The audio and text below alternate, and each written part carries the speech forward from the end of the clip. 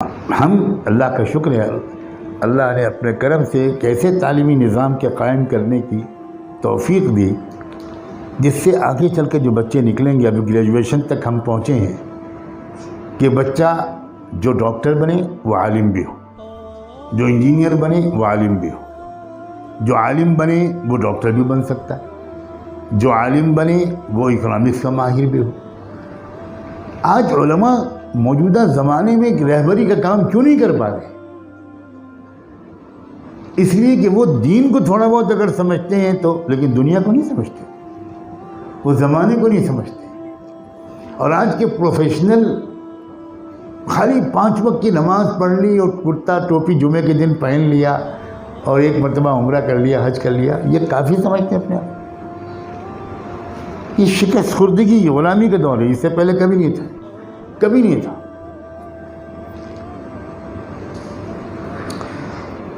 حضرت عمر کے زمانے میں اسلام کہاں تک پہنچ گیا تھا؟ کتنے بر اعظم کے لوگ آ گئے۔ جیسے ہی فارینرز مدینے آنے لگے، حضرت عمر نے صحابہ کی مجلس شورا بلائی اور کہا کہ کوئی 24 گھنٹے مدینے میں آنے کے بعد ایسا اگر گزارے گا جس کو آپ لوگ قرآن نہیں سکھائیں گے تو میں کوڑوں سے خبر لوں گا، سخت سزا دوں گا۔ انہوں نے کتنے دن میں عربی سیکھی؟ امتحان لیتے تھے حضرت عمر، بلاتے تھے، حبشہ کے آئے ہوئے، افریقہ کے آئے ہوئے ہیں آپ، صومال سے آئیں، آپ اسپین کے قریب سے آئیں، آپ فلاں جگہ سے آئیں، آپ یورپ سے آئے ہیں، آپ ترکی سے آئے ہیں، آپ کی زبان ٹرکش ہے، آپ نے کتنے دن میں عربی سیکھی؟ 1 ہفتے میں لوگ عربی سیکھتے۔ حیات الصحابہ میں یہ واقعات موجود ہے بھائی، اور وہ رپورٹ کرتے تھے حضرت عمر کو، احسن طعامنا وَأَلَانُ فُرُشَنَا وَعَلَّمُونَ دِينَنَا، کہ آپ نے کتنے اچھے لوگوں کے حوالے آپ نے ہماری ایجوکیشن کو کیا، انہوں نے بہترین کھانے کھلائے ہم کو نرم بستروں پر سلایا اور ہم کو ہمارا دین سکھا دیا۔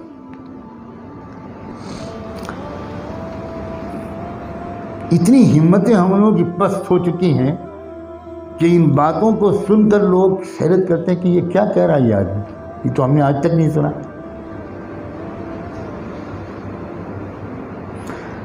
800 سال یہاں پر مسلمانوں نے حکومت کی اس ملک میں، لیکن سنسکرت زبان کو مٹنے نہیں دیا۔ برہمنوں نے اور برہمنوں کی عورتوں نے، آج میں آپ کو انکشاف کر رہا ہوں، سنسکرت زبان زندہ رکھی برہمنوں کے مذہبی رہنماؤں نے اور عورتوں نے۔ حالانکہ سارا ملک پرشین زبان بولتا تھا، ہمارا ملک، سب غیر مسلم بھی پرشین بولتے تھے، لیکن اپنی زبان زندہ رکھی۔ اتنی قابل مذمت حالت ہے یہ کہ ہم اپنے عربی تو چھوڑیے، اردو ہی بھول گئے۔ اردو نہیں آتی، عالم کا بیٹا اردو نہیں آتی، لا حول ولا قوت الا باللہ۔ یہ کیا مردگی ہے لوگوں میں، کس طرح جھنجھوڑوں۔ 2000 سال سے یہودی پوری دنیا میں مارے جا رہے تھے، پیٹے جا رہے تھے، ذلیل ہو رہے تھے۔ کوئی یورپ کا ملک یہودیوں کو اپنے پاس رکھنے پر تیار نہیں تھا۔ کاش کہ کچھ لوگ تاریخ کا مطالعہ تو کرتے ہیں، ہر ملک بھگا جاتا تھا۔ لیکن 2000 سال کے پرسیکیوشن کے اس دور میں یہودیوں نے اپنی مذہبی ہیبریو زبان کو زندہ رکھا، اور نتیجہ یہ ہوا کہ جب ان کو ایک حکومت ملی اسرائیل، تو فوراً انہوں نے اپنے سارے علوم کو ہیبری میں منتقل کر دیا، اور آج اسرائیل کا پالیسی یہ ہے کہ آپ میڈیکل ڈاکٹر بنیں، آپ انجینئر بنیں، آپ وکیل بنیں، آپ کچھ بنیں، آپ کو 2 سال کی مذہبی تعلیم لینا لازمی ہے، اس کے بغیر آپ کو ڈگری نہیں ملے گی۔ یہ ہیں زندہ قومیں۔ ہمارا حال یہ ہے کہ یہ بھی چھوڑ دیا، وہ بھی چھوڑ دیا، عربی بھی چھوڑ دی، فارسی بھی چھوڑ دی، اردو بھی چھوڑ دی، سب چھوڑ دی۔ کیا ہو گیا ہم کو؟ تو ایک تو میری اللہ کی دی ہوئی چھوٹی سی صلاحیت کا بھرپور استعمال کر کے میں ایجوکیشنل سسٹم کو بالکل ایک نئے قالب میں ڈھالنے کی کوشش کر رہا ہوں۔ بعض ایجوکیشنسٹ حضرات ہمارے یہاں یورپ سے آئے اور ملکوں سے آئے، ایک صاحب نیوزی لینڈ سے آئے، کئی سال پہلے کی بات ہے۔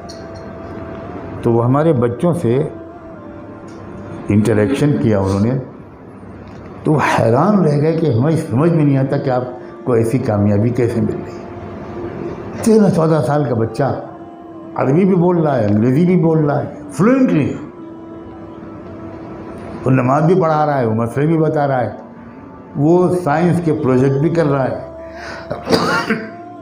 ایک ایگزیبیشن لگائی ہم نے اپنے اینول فنکشن کے موقع پر، تو Bombay university, Bangalore university, Mysore university, کہاں کے انٹلیکچوئلس پروفیسرز آئے۔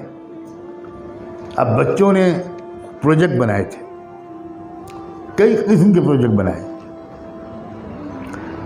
تو ایگزیبیشن دیکھنے کے لیے جب یہ لوگ گئے تو عام طور سے جو اسکولوں میں ایگزیبیشن لگتے ہیں، جو پروجیکٹس بچے بناتے ہیں، اس میں بچوں کو کچھ رٹا دیا جاتا ہے، اور وہ بچے رٹے رٹائے باتیں گویا پریزنٹیشن میں پیش کرتے ہیں۔ اگر آپ ان سے کچھ پوچھ لیں تو بتا نہیں پاتے۔ اگر یہاں اسکولوں کے کوئی ذمہ دار ہوں گے تو وہ سمجھ رہے ہوں گے کہ میں اندر کی بات بتا رہا ہوں۔ ہم لوگوں نے کیا طے کیا تھا کہ ایگزیبیشن میں جب دیکھنے کے لیے مہمان جائیں تو ہمارا کوئی آدمی وہاں نہ ہو، نہ اسٹاف کا کوئی آدمی ہو، نہ کوئی ٹیچر اور کچھ ہو، اور اعلان کر دیا تھا کہ آپ کو اس پروجیکٹ کے بارے میں بچوں سے جو پوچھنا ہو پوچھیں۔ تو مہاراشٹر کی سب سے بڑی تعلیمی تنظیم ہے انجمن اسلام، شاید آپ لوگوں نے کچھ نام سنا ہو۔ 80 کالجز چل رہے ہیں ان کے انڈر میں، پورے مہاراشٹر میں جال پھیلا ہوا ہے۔ اس کے جو پریزیڈنٹ ہیں، چیئرمین ہیں ڈاکٹر ظہیر قاضی، وہ کئی پروفیسرز کو لے کر گئے اور وہاں جا کر بچوں سے سوالات کیے۔ واپس آ کر انہوں نے کہا کہ جلسے میں نے پوری دنیا میں 20 ایگزیبیشنز دیکھی ہیں، خود ہمارے اپنے کالجز میں ہوتے رہتے ہیں ہر سال، میں نے آج تک نہیں دیکھا کہ بچے سائنس پر اتنا کمانڈ ہو ان کو۔ ہوائی جہاز بنایا بچوں نے، آپ حیرت کریں، مدرسے کے بچوں نے، اور ہوائی جہاز کیسے فلائی کرتا ہے، کیسے وہ ٹیک آف کرتا ہے، گریوٹی سے کیسے اوپر نکلتا ہے، کیسے وہ ٹرن کرتا ہے دائیں یا بائیں، کیسے وہ لینڈ کرتا ہے، آکسیجن سپلائی ہوائی جہاز میں کیسے ہوتی ہے، یہ بچے ایکسپلین کر رہے تھے اور یہ لوگ ان سے پوچھ رہے تھے، اور وہ اس ہوائی جہاز کو سامنے رکھ کر باقاعدہ بتا رہے تھے ایسے ہوتا ہے، ایسے ہوتا ہے، ایسے ہوتا ہے، ایسے ہوتا ہے۔ مدرسے کے بچے، ایک عجوبہ ہو گیا ہمارے لوگوں کو۔ اور اس بات کی بھی شاید قدر کرنے والے لوگ یہاں موجود ہوں کہ ان بچوں میں سے شاید 60-70% بچے تہجد گزار ہیں، اور ہر منڈے اور تھرسڈے کا روزہ رکھتے ہیں۔ مجھے سخت گرمی کے موسم میں کہنا پڑتا ہے بچوں روزہ مت رکھو، بہت گرمی ہے، تم ابھی چھوٹے ہو، 10 سال کی عمر ہے تمہاری، 11 سال کی عمر ہے، تم اس گرمی میں نفلی روزے تھوڑے 2 مہینے کے لیے چھوڑ دو۔ تو لڑکے اپلیکیشن لکھ کے میرے پاس پہنچتے، حضرت ہم نے فیصلہ کیا ہوا تھا 6 مہینے سے رکھ رہے ہیں، یہ 2 مہینے کا بریک ہوگا تو گناہ ہم سے پھر سے ہونے لگیں گے، پلیز ہم کو اجازت دے دیجیے۔ آپ نہیں سمجھتے کہ ایسے پروجیکٹ کی مدد کی جانی چاہیے؟ پورے ملک میں جال بچ جانا چاہیے، اس کو مضبوط ہونا چاہیے۔ مدرسے والے بہت سے چاہتے بھی ہیں تو اس لیے بھی نہیں کر پاتے کہ اتنی تنخواہ نہیں دے سکتے ہو۔ سائنس ٹیچر تو نہیں آئے گا مدرسے والوں کی تنخواہ پر، میتھمیٹک ٹیچر تو نہیں آئے گا، یہ تو ان غریب مولویوں نے اسلام کو اس طرح بچایا ہے، اس کا پتہ تو آخرت میں چلے گا کہ مہینے کے آخر میں ہمارے اکثر علماء اور حفاظ کے گھر میں قرضہ لے کر روٹی پکتی ہے۔ کس کو خبر ہے؟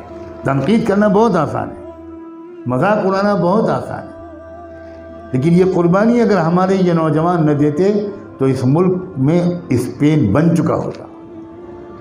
کلمہ پڑھنے والے ڈھونڈنے سے نہیں ملتے، لیکن جب ہم کسی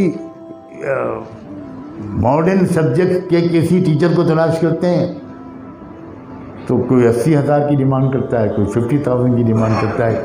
ہم اپنے 2 ٹیچروں کو 1 لاکھ روپے سیلری دے رہے ہیں، اس لیے کہ وہ ہائیلی کوالیفائڈ لوگ، بہت کامیاب ٹیچرز۔ اب ان کا جب انٹرویو ہوا تو منہ میں پانی آ گیا کہ بھئی ان کو تو روکنا پڑے گا، اس لیے کہ یہ جن بچوں کے اندر یہ میتھمیٹکس کو اور انگلش کو جتنا شاندار کر دیں گے، اور یہی 2 بنیادی سبجیکٹس ہیں، انگلش اور میتھمیٹکس، یہ 2 اسٹرانگ ہو گئے تو سارے دروازے کھل گئے۔ تو ایک تو کام یہ ہو رہا ہے اور اس میں بھرپور تعاون کی ضرورت ہے۔ میں کیا کروں، کیسے کہوں کہ کتنی سخت کشمکش کے ساتھ اس قافلے کو آگے بڑھایا جا رہا ہے۔ میرا فرض ہے آپ کو اطلاع کرنا، میرا فرض ہے آپ کو انفارم کرنا۔ اب آپ کا جو فرض ہے آپ ادا نہیں کریں گے تو پھر اللہ کے حوالے آپ، میں بھیک نہیں مانگوں گا، صاف بات کہہ رہا ہوں، میں آپ کو مطلع کروں گا۔ میرا فرض ہے کہ آپ کو اطلاع کروں کہ اتنا زبردست کام شروع ہوا ہے۔ ایک نمونہ اگر کامیاب ہو گیا نا، ایک مرکزی ادارہ، تو یہیں کے پڑھے ہوئے بچے مختلف شہروں میں پورے ملک میں جا کر اسی پیٹرن پر ادارہ قائم کر لیں۔ 10-20-30 سال میں ایجوکیشنل سسٹم کا نقشہ ہی بدل جائے گا۔ یہ مدرسہ اور اسکول جو الگ الگ چلتے ہیں اس کی ضرورت نہیں رہے گی۔ آج لوگ اسلامی اسکول قائم کرتے ہیں، کیا پڑھاتے ہیں اس میں؟ چند دعائیں سکھا دیتے ہیں، 1 آدھ پارہ پڑھا دیتے ہیں، ہو گیا اسلامی اسکول۔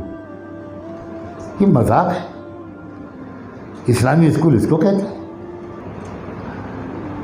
تو ایک تعلیمی نظام، دوسرا ایک بڑا کام اللہ تعالیٰ وہاں سے اور ساجد بندے سے، اس کے ساتھیوں سے یہ لے رہا ہے کہ ملک ایک زبردست جہالت میں مبتلا تھا بہت عرصے سے۔ یہی سمجھا جاتا تھا کہ یہاں 2 قومیں رہتی ہیں، ہندو اور مسلم، سب یہی سمجھ، ہندو اکثریت میں ہے، مسلمان اقلیت میں۔ اس سے بڑھ کر کوئی جھوٹ نہیں ہے۔ میں قسم کھا کے کہتا ہوں اور خانہ کعبہ کا پردہ پکڑ کے قسم کھانے کو تیار ہوں کہ یہ 100% جھوٹ ہے۔ قطعاً غلط بات ہے کہ یہاں 2 قومیں بستی ہیں، ہرگز غلط بات ہے۔ یہاں 6,000 قومیں بستی ہیں۔ یہ سمجھایا گیا، بیوقوف بنایا گیا، ان کو بھی بیوقوف بنایا گیا، ہم کو بھی بیوقوف بنایا گیا، ان کو بھی بتا دیا گیا کہ تم ہندو ہو۔ ان میں بھی بیداری نہیں تھی، ہم تو بالکل ہی غافل تھے۔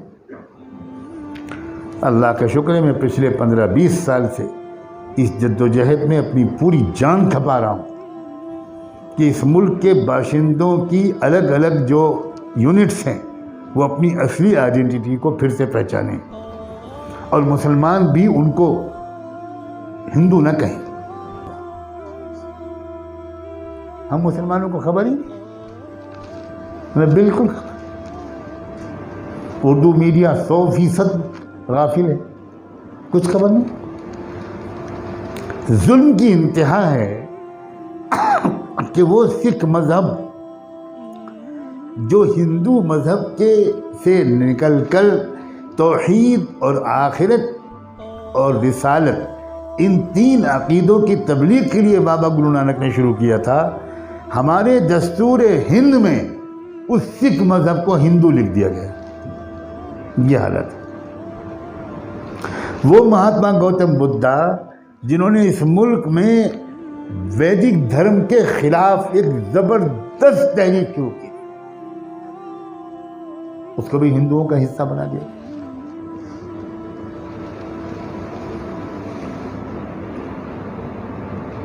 بہت بڑا انقلابی کام ہے۔ تماشائی نہ بنے آپ لوگ، تماشائی نہ بنے، سمجھیں۔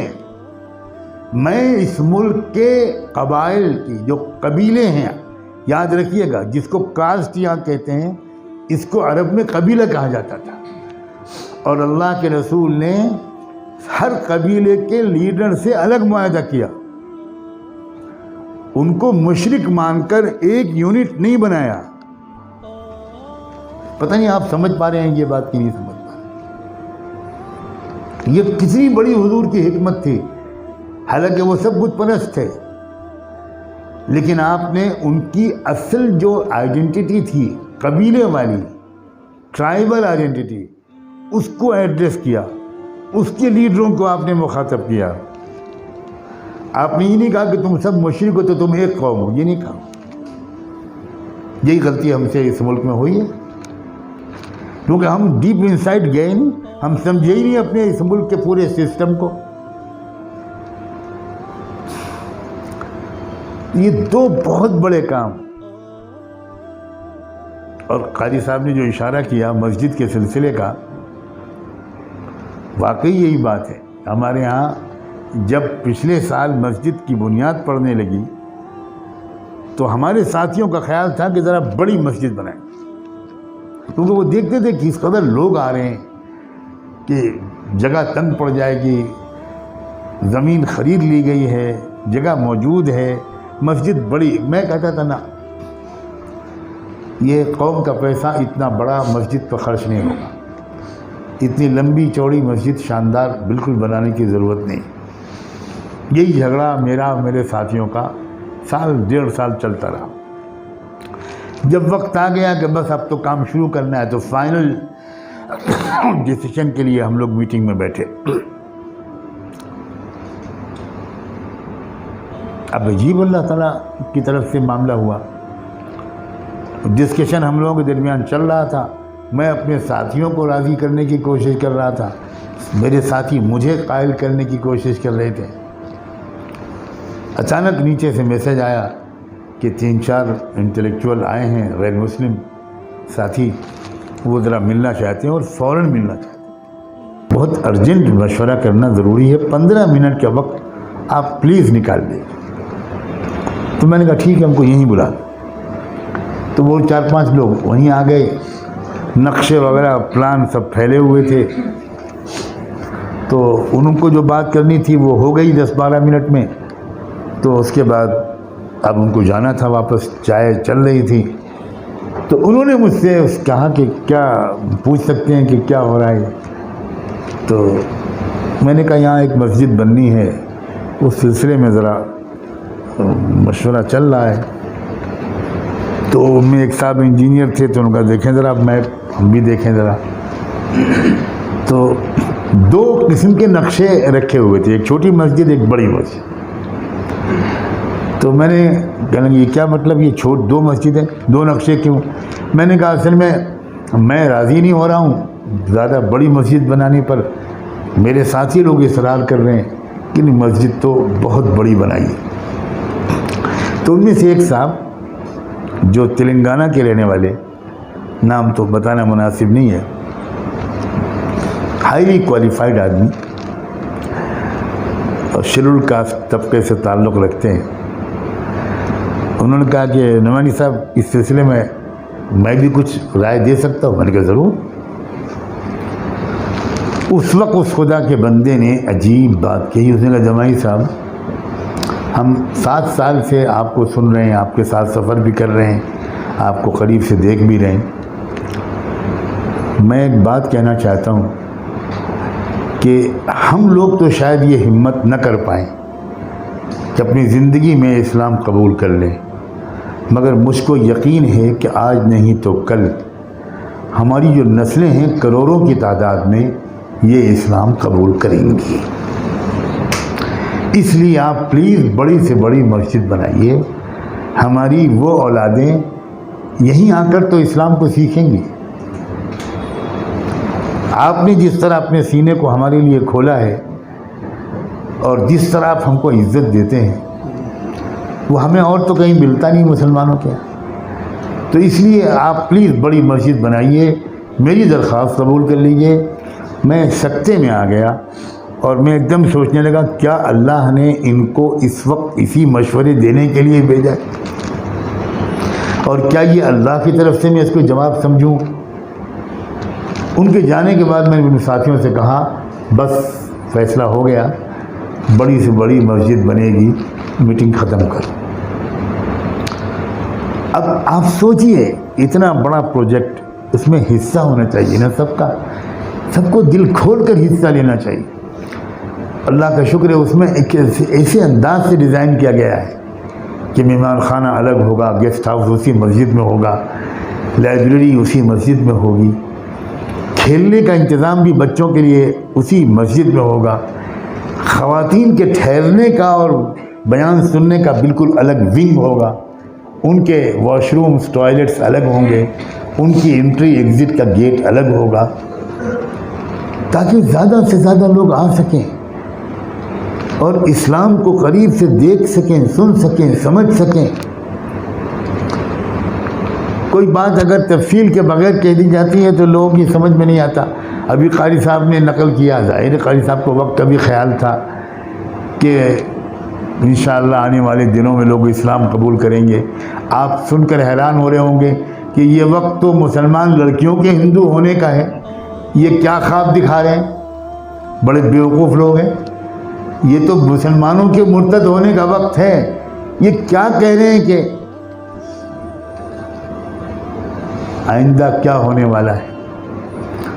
اب جب تک آپ تفصیل سے پورے منظرنامے کو اپنی آنکھوں سے دیکھیں گے نہیں, یہ جو اس وقت شدید نفرت اسلام کے خلاف پھیلائی جا رہی ہے اس کی وجہ یہ ہے کہ وہ یہ سمجھ رہے ہیں کہ آج نہیں تو کل کروڑوں لوگ اسلام لائیں گے.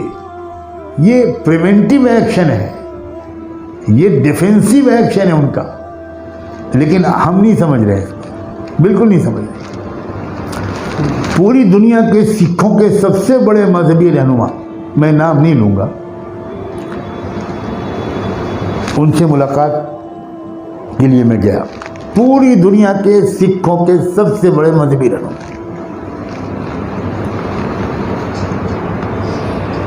6 گھنٹے 4 گھنٹے ایک بار اور 2 گھنٹے ایک بار انہوں نے اپنے گرودوارے کے ریسٹ ہاؤس میں ہم کو ٹھہرایا. بہت تفصیل سے باتیں ہوں. تو مجھ سے شروع میں تعارف میں پوچھنے لگے کہ آپ کی ایجوکیشن کہاں ہوئی ہے, یہ کہاں آپ نے اس طرح پڑھا ہے اسلام کو, آپ جس طرح اسلام کو پیش کرتے ہیں وہ کچھ اور ہے, اور جس طرح آپ ہم لوگوں سے دروازے کھول لیں, چینل کھول لیں, وہ بھی کوئی مسلمان نہیں کرتا. تو میں نے ان کو اپنا تعلیمی کیریئر بتایا کہ میں نے یہاں پڑھا وہاں پڑھا. آخر میں مدینہ منورہ گیا. اب مدینہ کا نام سنا تو میں آپ کو کیسے یقین دلاؤں کہ کوئی سچا عاشق رسول کے دل پر مدینہ کا نام سن کے جو کیفیت آتی ہے وہ اس شخص پر پائی. ایک دم سے کرسی ٹیک چھوڑ کر بیٹھ گیا. آپ مدینہ میں رہیں, آپ مدینہ میں رہیں. میرے ہاتھ چومنے لگے, میری آنکھیں چومنے, آپ مدینہ میں رہیں. میں نے کہا اللہ کا شکر ہے, مجھے اللہ نے توفیق. کتنے سال ہے؟ میں نے کہا تقریباً 9.25 سال. پھر ان کی عجیب حالت ہوئی. پھر پوچھنے لگے اچھا مکہ آپ کتنی بار گئے؟ تو میں نے کہا کہ میں ہر مہینے عمرہ کرنے کی کوشش کرتا تھا.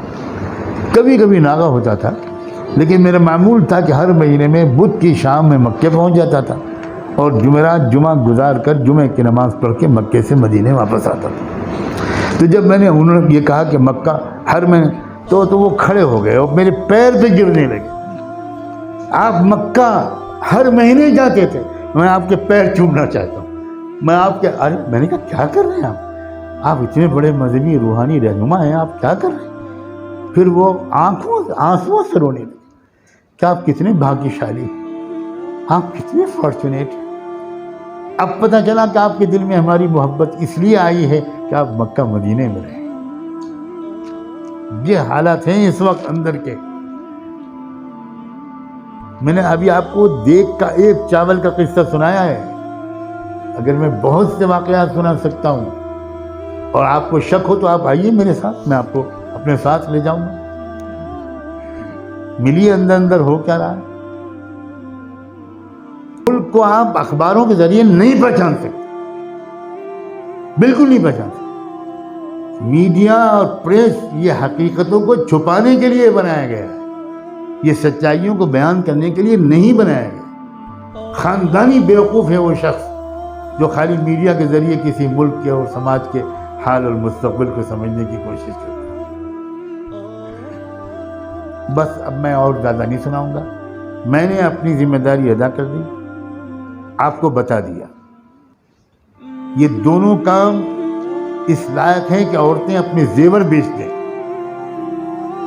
یہ اس لائق ہیں کہ لوگ اپنی زمین جائیداد بیچ کر اس کا ساتھ دیں، یہ کام اس لائق ہیں کہ پیٹ پر پتھر باندھ کر اس کا ساتھ دیا جائے، اپنے خرچوں کو کم کر کے اس کا ساتھ دیا جائے۔ ہمارے بزرگوں نے ہم کو سکھایا ہے کہ تم جاؤ اور موقع ملے تو لوگوں کو کام کی اطلاع دے دو، بھیک مت مانگو، لوگوں کو بتا دو کہ یہ کام ہو رہا ہے، لوگوں کو انوائٹ کرو کہ آپ کو یقین نہ آ رہا ہو تو آ کر دیکھ لیجیے، اور اس کے بعد خود فیصلہ کیجیے کہ اگر آپ نے ایسے کاموں میں بھی حصہ نہ لیا تو دنیا اور آخرت میں کیا انجام ہوگا، اور اگر آپ نے ایسے کاموں میں حصہ لیا تو کیا برکتیں آسمانوں سے برسیں گی، دنیا میں بھی اور آخرت میں بھی۔